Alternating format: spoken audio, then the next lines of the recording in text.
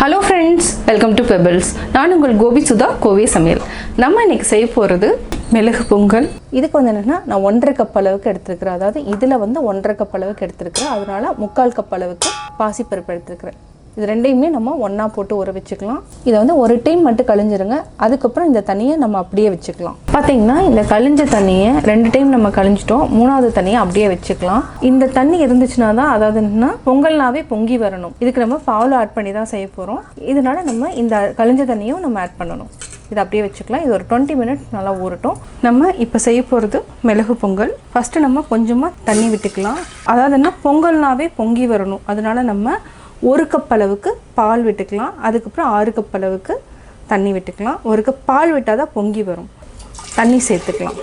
அது மட்டும் இல்லாமல் இப்போ என்னென்னா இந்த அரிசி தண்ணியை நம்ம ஆட் பண்ணால் தான் பொங்கி வரும். அதாவது இதனுடைய இது என்னென்னா புத்தரிசி புதுப்பான பொங்கல் இட்டு தான் நம்ம பொங்கல் செய்யணும். அதனால தான் எப்போவுமே என்னென்னா இந்த அரிசி தண்ணியை ஊற்றினா தான் வந்து பொங்கி வரும். இப்போல்லாம் என்னென்னா அரிசி வந்து ரீஃபைன் பண்ணுறதுனால நம்மளுக்கு வந்து பொங்கி வருதில்லை. அதனால நான் வந்து பால் ஆட் பண்ணியிருக்கிறேன். இப்போ பார்த்திங்கன்னா நம்ம தண்ணி அப்படியே ஆட் பண்ணிக்கலாம். இது நல்லா ஊறிடுச்சு. இது லாஸ்ட்டில் ஆட் பண்ணிக்கலாம். இப்போ நம்ம தண்ணி விட்டுக்கலாம். இப்போ ஹை ஃப்ளேமில் வச்சுட்டோம். நல்லா வந்து அதாவது என்ன நல்லா கொதிக்கணும். கொதித்து பொங்குனதுக்கப்புறம் நம்ம அரிசி போட்டுக்கலாம். இன்னும் கொஞ்சம் தண்ணி விட்டுக்கலாம். எப்போவுமே என்னென்னா பொங்கல் செய்கிறப்போ நிறக்க அதாவது என்னன்னா இந்த அளவுக்கு நம்மளுக்கு வந்து இருக்கணும். அதுக்கப்புறம் நம்ம ஒரு கரண்டியில் வந்து நம்ம தனியாக கூட தண்ணி எடுத்து வச்சுக்கலாம். அரிசி போட்டதுக்கப்புறம் இது பொங்குனதுக்கப்புறம் நம்ம அரிசியை சேர்த்துக்கலாம். இப்போ பொங்கல் பானை வந்து நிறைவாக இருக்கணும். அதுதான் வந்து ரொம்ப ரொம்ப இம்பார்ட்டன்ட். அதுக்கப்புறம் பொங்குனதுக்கப்புறம் நம்ம தண்ணியை வந்து குறைச்சிக்கலாம். பொங்கி வர போகுது. கிழக்கு பக்கம் பொங்கியிருக்கு. இப்போ நம்ம கொஞ்சம் தண்ணி எடுத்து வச்சுக்கலாம். அரிசி போட்டதுக்கப்புறம் நம்ம தேவையான அளவை ஆட் பண்ணிக்கலாம். அரிசி ரெடியாக இருக்குது. நல்லா மிக்ஸ் பண்ணி விடுங்க. இது வந்து பார்க்க தான் வந்து உங்களுக்கு கம்மியாக இருக்குது. பார்த்திங்கன்னா இந்த அரிசி வந்து நல்லா குபு குபுன்னு நிறையா வர ஆரம்பிக்கும். தண்ணியும் நல்லா இழுத்துட்டே இருக்கும். பொங்கி வராமல் இருக்கிறதுக்கு நம்ம இந்த மாதிரி ஒரு கரண்டி வச்சிட்டிங்கன்னா மேலே வந்து பொங்கி வராது. பார்த்திங்கனாலே உங்களுக்கு தெரியும். பொங்கி வந்தாலும் திருப்பியும் கீழே போயிடும். இது வந்து ஒரு டிப்ஸாக எடுத்துக்கோங்க. மிளகு பொங்கலுக்கு தேவையான அளவுக்கு நம்ம உப்பு சேர்த்துக்கலாம். கடைசியாக நம்ம தாளிச்சுக்கலாம். இது கரெக்டாக இருக்கும்.